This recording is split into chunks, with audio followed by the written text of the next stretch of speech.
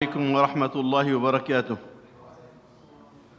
الحمد لله رب العالمين، الصلاة والسلام على محمد النبي الأمين وعلى آله وصحبه ومن تبعه بإحسان إلى يوم الدين. أما بعد, after the recent events in Gaza, may Allah subhanahu wa ta'ala have mercy on the people of Gaza and the people of Palestine and the rest of the Ummah, and may Allah subhanahu wa ta'ala take care of those who are fighting and killing and maiming and genociding in Gaza.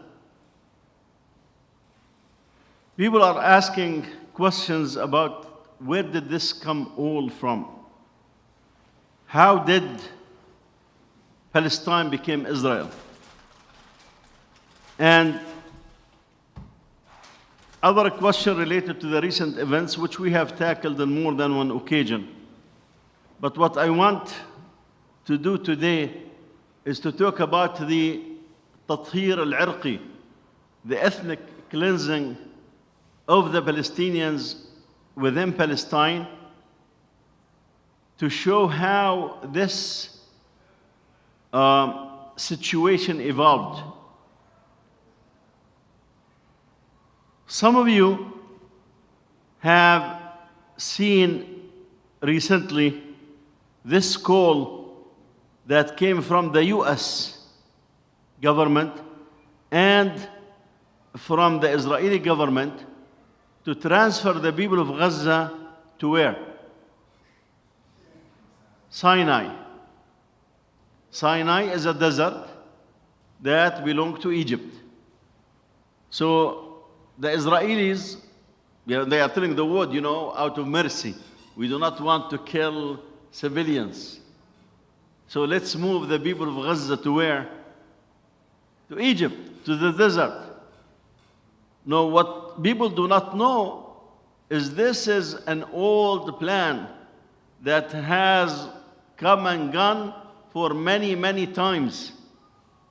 In fact, at one point there was an offer to give Egypt part of the Nakba in the south, the Najaf desert, for them to take the Palestinians and put them in Sinai. On the other side, of course, they want the Palestinians in the West Bank to go where? To Jordan. So how did this thing evolve to start with?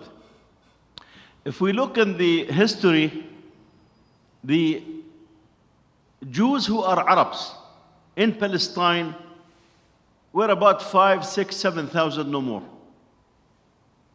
You may be surprised that there are Arab Jews. Jews who are Arabs. And in Yemen, there was a good number of them. In Iraq, in Egypt, in Syria. In the old days, they were living with the Muslims, normally and naturally. In fact, one of those most, the religious Zionists, they will not, of course, admit to that, but there are other religious Jews who are not Zionists. They come and they say, look, we used to put our children in Muslim homes when we go to do things. We were living in peace before this Zionism movement came. And we mentioned the other day that they were willing to kill Jews. As I said, just go and Google the Levon affair, L-E-V-O-N, Levon affair, which is a scandal that happened in the 50s when the Israeli intelligence bombed synagogues and killed Jews and told the world the Egyptians are killing the Jews in Egypt. And of course, when they were caught, and they had the court, it was red-handed. And the Israelis had to admit that this is what had happened. Because they wanted the Jews in Egypt and other Arab countries to move to Israel. But let's go before this and ask, how did this phenomenon happen? Where Muslims were majority until after this Nakba that took place in 1948. So we said in Palestine there were about 7,000, 8,000 more or less Jews who are Palestinian Jews, Arab Jews, if you want to use this term. And when the Jews start having problems in Europe, also in Russia, because at one point it was a Russian Jew who killed the Tsar. So they tried to, from that point to have some influence, although the bulk of them were living in ghettos. Some of them start immigrating, looking for a place to go. And you remember from the time of the Spain, Andalusia, when the Muslims were kicked out of Andalusia after 800 years, who was with them? The Jews also were asked to leave. Where did they go? They went the Ottomans. So naturally, those Jews who fled the persecution, where did they go? They go to Muslim land. And some of them start going to Palestine. But again, people seeking, peace, seeking protection, they don't want the trouble. So there was nothing that is unusual. Now, the numbers start increasing, but still, even by 1920, when the British already have been in Palestine for 6 years after World War I, and after 3 years of the Balfour Declaration, where the British government gave a promise to establish a Jewish home in Palestine. Even then, by 1920, barely there were about 80 million or 70 million, 70, 80 million, thousand of Jews in Palestine. But there was a major change brewing in the 20s, and especially between 31 and 36, whereby 1931 there was 175,000 Jews in Palestine. See, it's almost double. And by 1936, there were about 300,000 plus. How did those people come? What was the reaction of the local people? Of course, the British government was in charge of Palestine. And Palestinians were fighting colonial rule just like any other Muslim country. So the British put a strict rule. Any one, Christian or Muslim, Palestinian, who had even a pistol, he would be executed. No jail, would be executed. That was the punishment. At the same time, they start arming Jewish groups. The Haganah, the Irgun. The Irgun is more extremist than the Haganah, although the Haganah did many of the massacres. They split from them because they wanted to do more massacres in this regard. So what had happened is you start seeing armed gangs, Zionist armed gangs, taking over land, killing and maiming people. What was the reaction of the locals?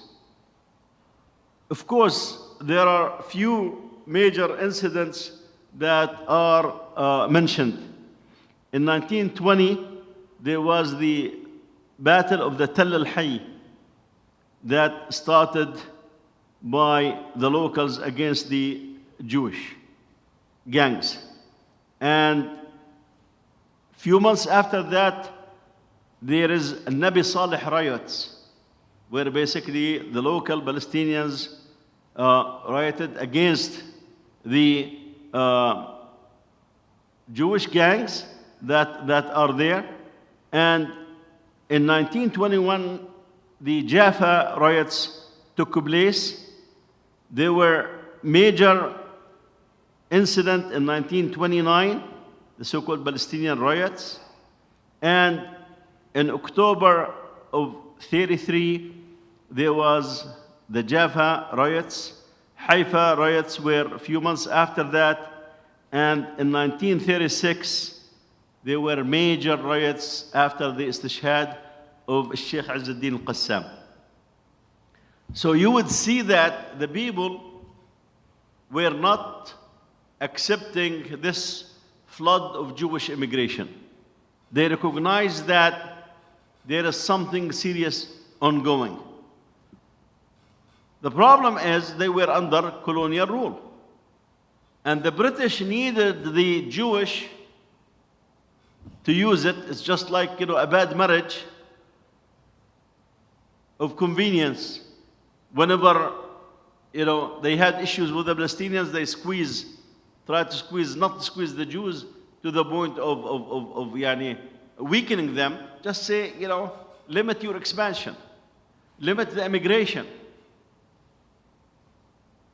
Izzuddin Qassam, that's why Hamas named their military wing al-Qassam. Izzuddin Qassam is a Syrian sheikh who studied in Egypt. He's from al-Ladiqiyya, and he fought under the French rule. And when the French went after him, he fled from al-Ladiqiyya to Damascus, which was at that time still under one of the children of al-Hussein ibn Ali, Faisal. And then the French took over all of Syria. He fled to Palestine, became an imam in Haifa. And noticing that the Jewish gangs are increasing in Palestine, he started forming local young Muslims, arming them and training them, and start going and give khutab Jum'ah around to the villages, telling them the plans, what those Zionists are trying to do, and encourage them to prepare to fight against the British and against the Zionist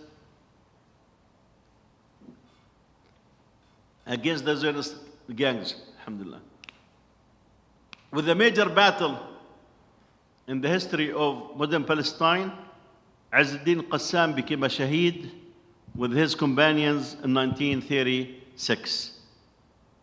And from 1936 to 1939, there were uprisings in different places in Palestine. And the British came to the realization that they have to make these things quiet, because World War I, although finished, now there's World War II coming. And World War II, they need the help of who?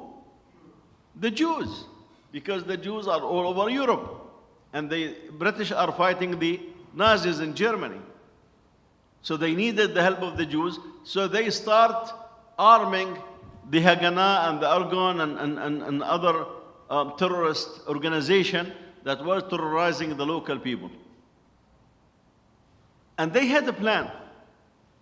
They had a plan that will cooperate with the British in order to get what we want in Palestine. And for some time, that worked. But in 1939, with the British realizing that the locals need somehow to be silent, they came with a white paper. And the white paper called for limiting the immigration of Jews into Palestine. This is to calm the locals. Also, during those 1936 to 1938, they tried also to split the Palestinian people by appealing to major families in Palestine. At that time, it was a semi-tribal. For example, there are famous, names in Palestine at the time that played a role. And there was a conflict between them, the Alami family and the Nashashibi family. And then there's Mufti Amin al-Husseini.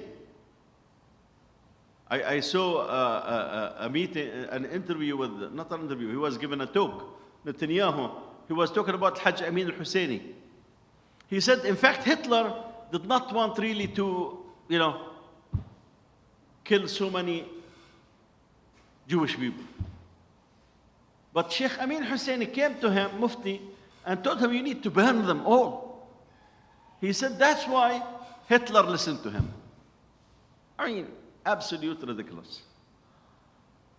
Yes, Amin Husseini met with the Germans during that period, because Sheikh Amin Husseini, Mufti, he was called the Mufti, Amin Husseini was looking for any support for Palestine. To suggest that he's the one, oh Hitler, yeah, no, did be nice on the Jews, kill all of them. I mean, ridiculous. What does Amin Husseini have to do with all of this? So there was an agreement among the Palestinians to go against the British and against the Zionists. But the emphasis at that moment was against the British because they realized they are the head of the snake. However, the Shashibi family withdrew themselves from the alliance. That was the first sign of a break into this. Why? Because the British basically were courting the major families to be, on their side. And they played into this. But as a result, there was a period of time with this limited immigration, but at the same time, lots of weapons are given to those Jewish terrorist gangs. Now, as I said, the relationship between the two is a relationship of a bad marriage. Because at one point, when the Zionists decided that the British are not going all the way of helping us, they decided to take on the British. So there's a famous incident in the history of modern Palestine. It's called the King David Hotel bombing. How many of you have heard of the King David Hotel bombing? Okay, 4 out of 20, reasonable. What King Hotel, of course, King David Hotel, if you go to Palestine, it's very expensive. In fact, when Netanyahu, they call him in the Arab words Nitan. Nitan means rotten, smell bad. So when the house of the prime minister needed renovation, he stayed there. And of course, you are talking about a very, very expensive hotel. What happened in 1946 is those same Jewish gangs that were armed and encouraged by the British because they needed them in the war, and they had helped them to bring, by that time, there were 600,000 Jews in Palestine. So you could see how the British facilitated from in early 1933, there was 175,000 Jews. By the 1948, 47, 46, around that time, there were about 600,000 Jews. And this was not natural birth, of course. Those were immigrants from Europe. What added to the people of Palestine insult to injury is Poland start sending tons of weapons to the Jewish gangs. When I said that the Jews at that time number about 600,000, the Muslims numbered how many? 1,100,000 in Palestine. So that was the number of the Muslims at that time when the preparation was made through the UN to officially give the big chunk of Palestine to the Jews. So there were about 1,100,000 Palestinian Muslims. There was 150,000 Palestinian Christians. And there were about 600,000 Jews who came through that immigration. So with those Jewish gangs recognizing that the British are not really, they are helping them with arms. They are bringing, people from all over Europe to solve this Jewish problem in Europe. As we said, the Muslims never had the Jewish problem. Yes, they tried to kill the Prophet early on, sallallahu alaihi wasallam. They took care of them from that point, and they were living with the Muslims just like any other, with peace. until what we are seeing in our talk between the 1900 and 1948. Why the King David Hotel was bombed? Because basically the British leadership, colonial British leadership, were in the King David Hotel. Not just that, the Palestinian civil administration leadership was stationed also in the King David Hotel. If you read through the, any encyclopedia or any, there's emphasis on that the British leadership was in that hotel. And few of them mentioned that the Palestinian civil authorities were also in that hotel.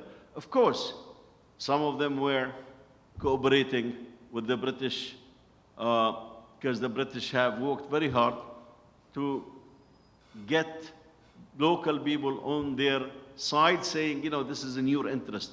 Just like what the Jews are doing with Abbas and with the Arab leaders these days. So 91 persons were killed in that bombing. And there were many, many injuries. And of course, that was a countdown toward the British finalizing their departure, physical departure from Palestine. What do I say physical departure? Because as we mentioned in another lecture, when the British left the colonial era, they left 3 places where the Muslims still suffering. Kashmir, they divided India between India and Pakistan. And they left the issue of Kashmir hanging. And when they left Palestine, they left 600,000 Jews with the state of Israel being declared. And the issue of Southern Sudan, which have been bleeding since. So they left with their armies, but their influence was still there. Now, when the British mandate came to an end, the signal was clear. Ben-Gurion went and declared the birth of the Jewish state, the state of Israel. 2 things happened at that time. One is the Haganah, the Organ, and the other Jewish terrorist organization had full plans.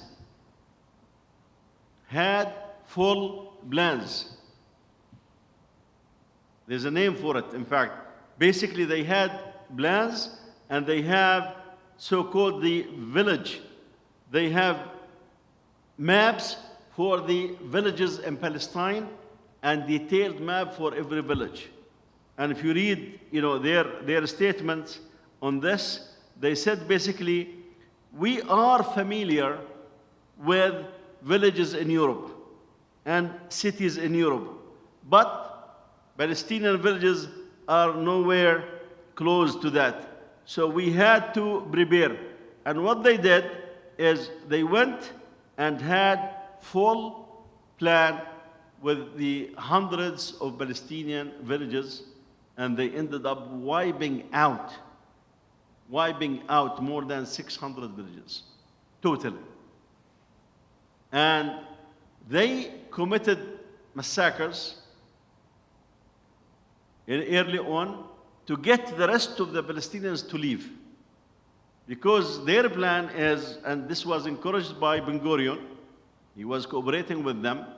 In fact, they had 4 plans, A, B, G, and Dal. And they have this Arabic alphabet in this regard. So this Dal plan, the 4th plan, was in cooperation with a total agreement with Ben-Gurion that if we are to establish a Jewish state, we have to empty Palestine from the original residents.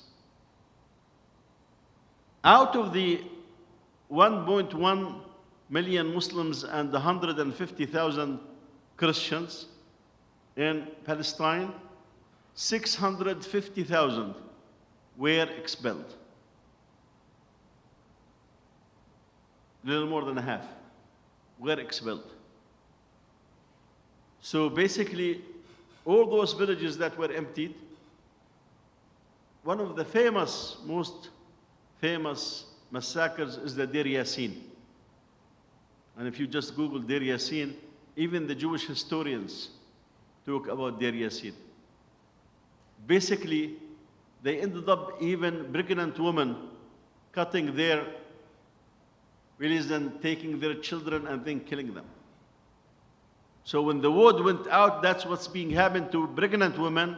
People start flooding. And of course, they were listening to the Arab government saying, oh, it's 2 weeks and you will be back. They just took whatever is valuable because they thought they're going to be back. Where did they go? They went to Gaza. 80% of the people of Gaza today are refugees from the rest of Palestine. Only 20% are indigenous to the land of Gaza. They went to Lebanon. They went to Syria. They went to Jordan. 650,000 Muslims and Christians. A close friend of mine is a Christian Arab from Jaffa. He said, you know, when the family left to Lebanon, he said, you know, we fled just like the rest because they have fear on their life. He said, when we got to Lebanon, we were granted Lebanese citizenship because the Muslims were majority in Lebanon in numbers and they wanted to increase the number of the Lebanese. So he told me we were granted official Lebanese citizenship and his family still have. So it was not just the Muslims and Christians just left because again, the horror stories that they have here, there was fighting. But again, there was not much armament in the hands. I mean, imagine Poland have sent in one of the shipment 1 million bullets. 1 million bullets in one shipment in one of the ships. And hundreds of grenades that were sent. So basically for every Palestinian, they send .75 bullet. And for every, you know, few hundred, they send a grenade. This is why? Because Poland has a Jewish problem. And they wanted to get rid of the Jews. So I said, okay, we will send Jews to Palestine and we will send you arms so that you can make it there and don't come back. Don't come back. So when the world opened its eyes, they found that Russia, which was at the time Soviet Union, the US, Britain, France, all agreed that the bulk of Palestine at the time will be given to the Jews. 78% of Palestine. Now, some of the Palestinians remain in their cities, like Lid, Ramla, and Jaffa. They stayed there. They became citizens of the new state. And now, the Palestinians in that part, the 1948, which was 78% of Palestine, the Palestinians, Muslims and Christians, number about 2.3 million people. That's why when there was an election, the Knesset, they had 15 seats out of 120 seats, because they have a substantial number. I mean, the Jews in Palestine, they are about 6.5, 7 million. And you have the citizens, that is the citizen of the state. And then you have about 2.3 million, 2.2 million, who are Muslims and Christian Arabs. And you have others like Druze and other minorities. So that's why basically they were able to get 15 seats in the parliament, because they are just citizens. But with natural birth, notice this, with natural birth, whoever is left, they are now more than 2 million people. But the Israelis, it was not natural birth. It was, again, the continuous immigration that gave their number. Because they know they cannot stand by themselves. From Russia, just from Russia, more than 750,000 came to Palestine. 500,000 of them came directly in 1990s. That's why, for example, you know, if you go to a checkpoint, if you talk to a Palestinian at a checkpoint, he said, look, if it's a Russian guy or a Russian gal, you can give them a pack of cigarettes and they will let you in. Because, you know, the Russians did not come because they believe in the cause. They came because the Soviet Union collapsed, there were no jobs, and even if you are the best doctor in town, you cannot even sustain your family. So 500,000 of them were shipped to Palestine. And that's why somebody like Lieberman, who used to be a guard at a nightclub, became a minister. Why? Because he's a Russian, and the Russians will vote for him. Again, the Russians are not coming because of the cause. Many of the Jews in Palestine, they are not there for religious goal. They are there for the good life. Because basically, if you live in a settlement, the government give you the money, subsidize your housing, subsidize your electricity, subsidize your water, and as one of the settlers said, we get clean air that we do not see in the cities. Because basically they took the hilltops of most of the West Bank. 850,000 settlers. But they still, as one of the settlers said yesterday, he told the people of the West Bank, the second Nakba is coming. What the Palestinians called Nakba, the catastrophe, in 1948, this movement of 650,000 out of their homes.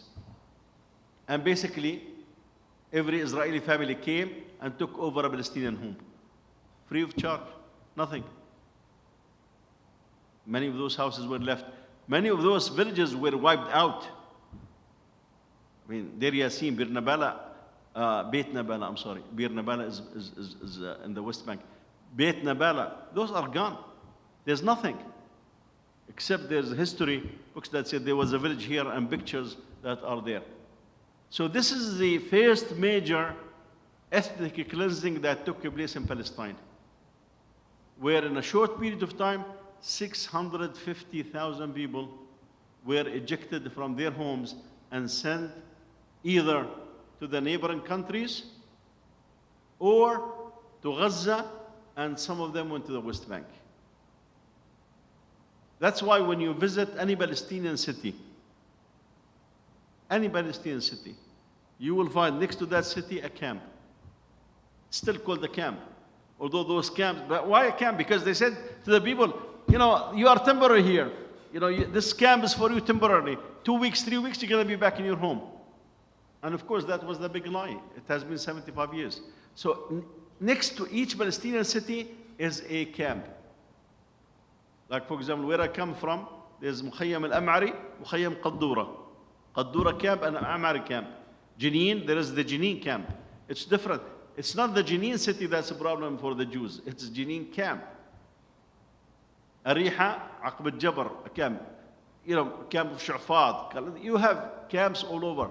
Because 650,000, where they will go? Where they will go? And many of them are still all over the Middle East.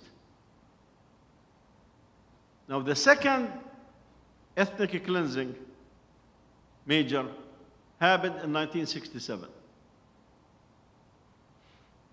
And in 1967, if you want just get a picture of it, you can go and Google منطقة المغاربة, the Moroccan area in Palestine. If you go also today to Al-Masjid Al-Aqsa, the furthest door to the Aqsa area is called Bab al-Magharba, Magharba Gate. And if you look at the pictures before 1967, you will see houses as far as your eyes can see. There were tens of thousands of them living in around Al-Quds. Some of them were a few meters from the gates of Al-Masjid Al-Aqsa. Where did those Moroccans came from? They came with Salah ad-Din al-Ayyubi. When Salah ad-Din al-Ayyubi wanted to liberate Jerusalem from the Crusaders, he started by uniting the Ummah. The Ummah was much weaker than today. And he called upon Muslims from all over, said, my objective is to go and liberate Bayt al-Maqdis. So 25% of his army were from Al-Maghreb, what we know now, North West Africa. So when Salah ad-Din conquered and liberated the land, he gave this Moroccan regiment of the army land around the Masjid Al-Aqsa to build and to settle, because he wanted the Muslims to be there to defend this place, because the Crusaders were still not weak. They were defeated badly, but they were there. And if you look at the pictures before 1967, you will see around, when I said Masjid Al-Aqsa, I'm not talking about the mosque, I'm talking about the area that's called the Masjid Al-Aqsa. The area is 750 meters long, 450 meters width. That's all called Al-Masjid Al-Aqsa. And the main masjid that people call Masjid Al-Aqsa is called the Masjid Al-Qibli, the masjid toward the Qibla. And it was the Qibla of the Muslims for 18 months before the Qibla was moved to Al-Kaaba al-Musharrafa. So after 1967, the Israeli bulldozer came and eliminated all those houses. Totally, you will see now it's still, the area is empty. It's around what the Muslims call Hayat al-Buraq, and what they call the Wailing Wall. This whole area, you can look at the pictures before 1967, it's all houses for those Moroccans. Just after 1967, all of them were ethnically cleansed and became refugees. 300,000 Palestinians were evicted from their homes in the year 1967. This was the second major ethnic cleansing that happened to the Palestinians throughout from the early on until today. Now, there is a third wave. And some Palestinians even will be surprised when they hear it, because they do not pay attention to what had happened. Because in 1948, it's by force. By force, with those gangs, they got 650,000 to leave their land and their homes. 1967, again, with this force erasing those areas, they ejected 300,000 from their homes. What happened in the last 20 years plus is ethnic cleansing within Jerusalem. And let me explain. My mother, may Allah have mercy on her, come from a village between my father's home and between Al-Quds. It has a name, Kufr Aqab. Some people call it the area of Semiramis. Semiramis is a hotel chain in the old days. So Semiramis was just like the Hilton. Oh, I was in Semiramis. You know, I'm going to see you in Semiramis. There's a hotel there, it's called Semiramis. The Jews took over it a long time ago and put a military base in it after 1967. And in the last 10 years or so, they left it because of what I'm going to talk about, and that building became a school. So what had happened, the Jews made the life of the people of Jerusalem miserable, so expensive that people cannot afford to live there. And they pressured them from different directions, and they told them, listen, if you go and live in Kufr Aqab, we still consider you as if you are living in Jerusalem, because we're going to call Kufr Aqab an extension of Jerusalem. Now, what's the benefits? You're going to get social security, You're going to get free medical. Because if you are from the Quds area, the Jews tried to give them citizenship just in 1948. They refused to take citizenship. But they gave them a special status. It's called Hawiyat al-Quds. They have the residency of al-Quds. I'm looking at one who have Hawiyat al-Quds in front of me. He can explain to you. And they tried, if you leave town, the Hawiyat al-Quds will be taken from you. And as I said, they made life so difficult to the people there that the bulk of the people start thinking about leaving. So let's talk about Kufr Aqab. Kufr Aqab in 1974-75, I remember it has no more than 400 residents. A village, a small village, a small Palestinian village that has no more than 400, there are about 5 or 6 families. And I used to spend a good time there because, as I said, that's where my mother's family, Allah Rahmah, came from. And, between my father's town and her village is about no more than 4 or 5 minutes in a car. Now, Kufr Aqab area, do you know, want to take a guess how many people reside in Kufr Aqab? 250,000. 250,000. I remember in that time, 1973-74, there was one grocery store, small one, for the whole village. For the whole village. Now if you go there, oh, believe me, it's not even Kerry or Radi. I mean, the shops, the fancy stuff, the gold places, the restaurants, it's a huge city compared with what was there before. It's not a big, it's a huge. 250,000 live. Now, where did they put them? Buildings now, in the old days, the tallest building that I remember, would be half of the height of the masjid. Now, there are hundreds of buildings, and there are 17 floors, and 18 floors, and 20 floors, and each floor has 4 or 6 flats. So, a person who's struggling to find a place to live, if he goes to this area, he will buy a flat for, let's say, 250,000. The same flat in Jerusalem will be $1 million plus. So he will tell you, I have no choice. So this ethnic cleansing that happened to the Muslims in Jerusalem and the Jerusalem area was not by shooting people, but by making your life miserable. And as I said, the moment they told them that you can keep your health care, you can keep your social security, you can keep this, the so-called Arnona and this and that, people start flooding.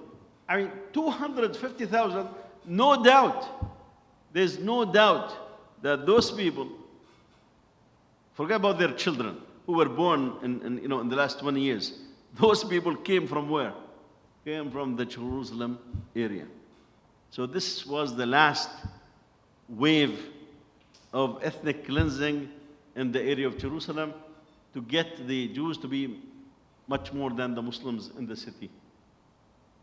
Now, they are talking about getting the people of Gaza to go where? To the Sinai. This is the plan, as I said in the beginning. It's not a new plan. They have been talking about for many, many years from the early days. And this plan keep coming and going, coming and going. And you think that this thing, they will get to a point of saying, this will not work. They found an opportunity here. They tried to convince Egypt. The US came on board. We want to look at the reasoning. They are so, mashallah, they love the people. They love the innocent civilians. Why didn't you take them to Sinai? And then when we finish, you bring them back. Well, the Palestinians learn their story. There's no coming back. There's no coming back. If they went to Egypt, they are not going to come back. You know, some people who are, naive, saying, yeah, why don't we preserve you're going to die in the desert. I mean, Sisi have no control over Sinai. You're going to put another 1 million people there? And of course, for Sisi, this is a threat to the country. Same thing with King Abdullah. King Abdullah said, no refugees to Egypt, no refugees to Jordan. Because the settlers are talking about the 2+ million Palestinians who live in the West Bank to be sent to Jordan. This was, by the way, at one point what Sharon was talking about. That Jordan is the Palestinian state. Get rid of them and send them all to Jordan. So as you can see, from day one until today, this idea of ethnic cleansing, clean Palestine from its own people, so that the Jews will have that, the Zionists will have it an easy cake. They already got the Arab countries to cave in, but Allah subhanahu wa ta'ala has His way. The last thing that they came to their mind is to have something that would happen on October 7th. Basically, the whole foundation of the state was shaken. I mean, President Biden, his defense secretary, his secretary of state, Macron, Prime Minister of Austria, Prime Minister of Romania, and who else? I mean, everyone. England, Prime Minister of England, Sunak. Wait a minute. Why you are all there? Want to reassure their Zionists. I mean, basically, those countries are the ones who have cherished and loved in just show of love, and this, they do not have any love, neither to the Jews nor to the Zionists, believe me. It's their interests. And Biden have said it clearly. If Israel was not there, we had to create it. Aren't they one who sent them there to have all the problems, knowing that there will be war all the time and they will be sacrificing their own children? Of course they know this. And some of the Israelis thinkers, by the way, they said it. They said the West is using us. They put us there to be slaughtered to protect their own interest. Some of the wise people among them.